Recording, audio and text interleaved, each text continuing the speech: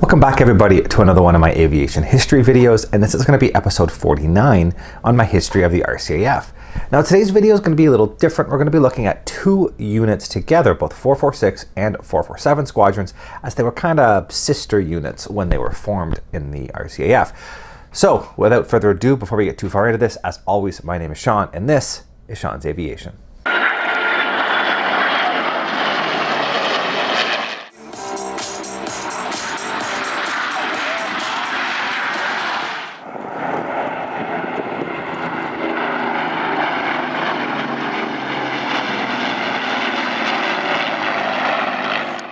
Now, before we can get too far into the history of these units, we need to see why they were formed in the first place. And in the late 1950s, the belief that a manned interceptor would be needed, fighter aircraft would be needed to shoot down enemy bombers, began to fall out of favor. With smaller and smaller nuclear warheads, it was believed that nuclear-tipped missiles could do a better job. So you started to see missile truck aircraft like the CF-106, CF-101, the unbuilt CF-105 Arrow, as well as things like the F-108 Rapier in the United States, designed to sit quite a distance away, firing these missiles into the formation streams to take down the enemy bombers.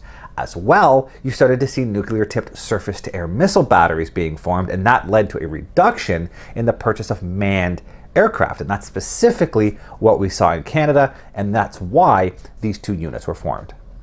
Both of these units were formed in the eastern half of Canada, with 446 standing up at North Bay on December 28th of 1961, and 447 at La Macazat, Quebec on September 15th, 1962.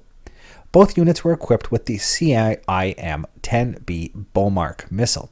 Now, these were built by Boeing and used a solid booster rocket to push it airborne before the main rocket motor took over.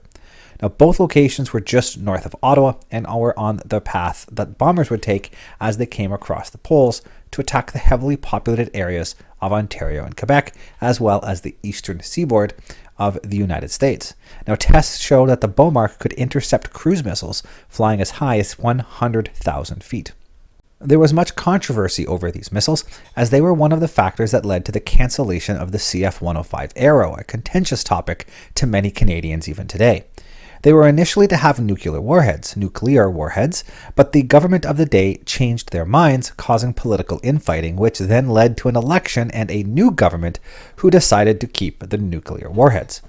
These warheads were to be owned by the United States military, with direct control and handling performed by USAF personnel based on Canadian soil, another controversial move by the government at the time. While no BOMARCs were launched in Canada, personnel routinely fired both training rounds as well as a small number of live Canadian-owned units while on training rotation at Eglin Air Force Base in Florida, or Eglin Air Force Base. I'm not entirely sure how that's pronounced. The missiles were stored horizontally inside hardened shelters with sliding roofs and were lifted into the vertical position when ready for launch. Now, a launch could happen as fast as 30 seconds from the time the order was received, thanks to the solid rocket motor used on the later variants the Canadians had. Once launched, the missiles were controlled through the SAGE network and guided until they were close enough for onboard radar to take over the intercept.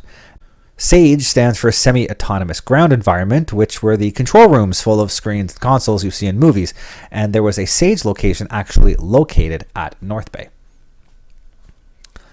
Both of these units were integrated into the Canadian Forces in 1968 and continued to protect North American skies into the 1970s.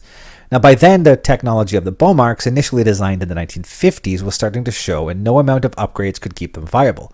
As well, lessons learned during places like the Vietnam War showed that SAMs were not the be-all and end-all, and that was initially thought, and the need for a manned interceptor that could get into a tight dogfight was needed. Now, when the USAF decided to stand down their last BOMARC sites in 1972, it was decided to do the same in Canada, as we had always been piggybacking on the US support network for these missiles. Now, as such, 446 and 447 squadrons were disbanded on September 1st of 1972. Now, interestingly, while 446 Squadron has never been reactivated, 447 was reactivated for a short time on January 1st of 1979 as a helicopter squadron at Nemeo, Alberta, taking over the western detachment of 450 Squadron. They operated Chinooks in Western Canada in support of the Army, as well as tactical resupply of the northern regions. Now, the second iteration of 447 was disbanded in 1991 when the initial batch of Chinooks was retired from Canadian service. Now, surprisingly, both BOMARC sites still exist today. The one in Lamak Kazaa is set up as a storage facility as part of a penitentiary, and not somewhere I'm just going to show up and film. But the one in North Bay, where I am today, is somewhat open to the public. And you'll see the site here for the BOMARC site. And from what I can gather, it's mostly a self-storage facility. The sheds have been turned into self-storage units. But there's also a film studio and some locations to store film props and stuff like that. So it is somewhat accessible to the public. Unfortunately, the gate's locked, so I can't drive in, but I have been told I can take a walk up there and look through the fence. So we're gonna go do that here in a second, but it's surprising that today you could come out here, rent a BOMARC storage shed, and put your fridge or your bed or your old elliptical in it. So let's go take a look and see what we can see. So here we are up by the old base. You can see some of the original old buildings here, and over there, those are the original BOMARC sheds. The original, still 28 of them out here. And this would have been the tip of the spear for the defense of North America in the case of a Soviet attack. If that Cold War went hot and those missiles came across the poles, this probably would have been the site of the first defensive action against those Soviet bombers. These would have had 28 missiles, all with the nuclear-tipped warheads, firing north to intercept those Russian bombers. I really wish I could get in and walk around, but as you can see, security fences and whatnot. But yeah, so that's the BOMARC site in North Bay. Really wish I could get in there, but here we are. Today, 446 and 447 squadrons are largely forgotten in the RCAF history, and very few people are even aware that we had these nuclear-tipped surface-to-air missiles. And even when you tell people that we had nuclear warheads based on Canadian soil, they seem very, very surprised.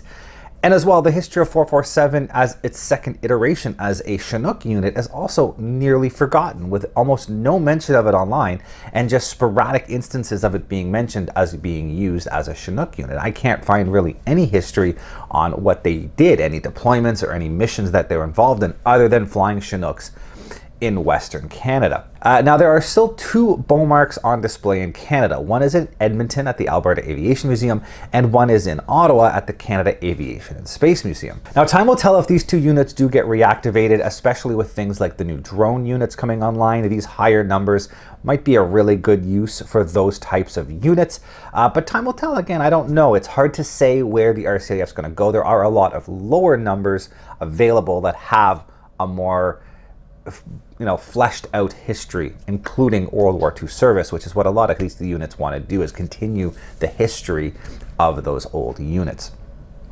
Now, on that note, I will wrap it up here. So thank you all for watching, and we'll see you all next time.